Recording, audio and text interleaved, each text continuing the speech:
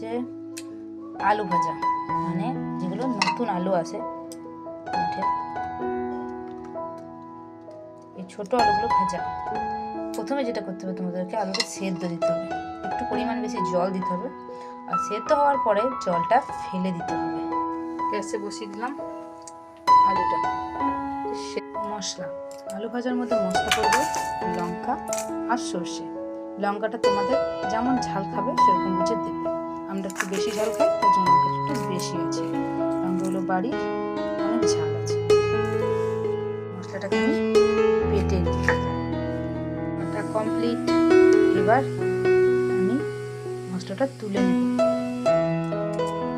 তেল গরম হয়ে গেছে, লঙ্কা দিয়ে দেবো।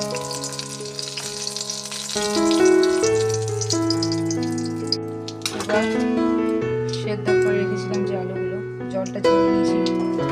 আলুটা ভাজা সুন্দর করতে হবে। আলু সেদ্ধ করে জলটা ভালোভাবে ধুয়ে আবার ভালো জলে আলুটাকে ধুতে হবে। আলুর মধ্যে কোনো রকম যেন সেদ্ধ জল না থাকে, সেরকমভাবে ভালো করে ধুয়ে আলুটাকে সেদ্ধ করার পরও কিন্তু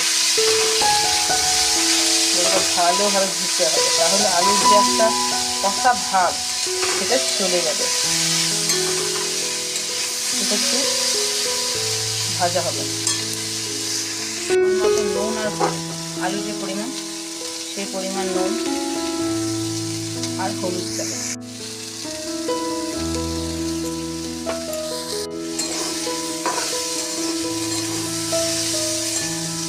একটু ভুজে নেব।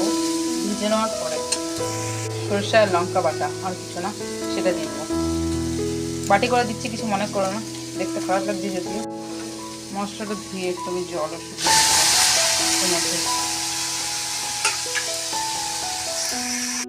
সরষের কাঁচা গন্ধটা একটু আমরা জানানোর জন্য একটু জল দিলাম।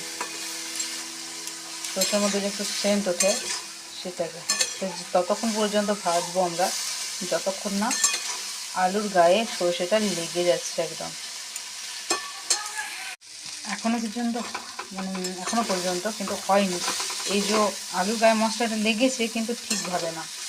এই যে পুরো মশলাটা জলটা শুকনো হয়ে যাবে আর আলুর মধ্যে একদম মশলাটা লেগে যাবে, ততক্ষণ পর্যন্ত আমরা এরকমভাবেই খুন্তিটা চালাবো, নয়তো তলে ধরে যাবে। কারণ মশলার মধ্যে জল দিয়েছিলাম আমরা, তলের মধ্যে এই যে লেগেও গেছে, এটা কিন্তু পুড়ে যেতে পারে না যদি আমরা এরকমভাবে খুন্তিটা চালাই।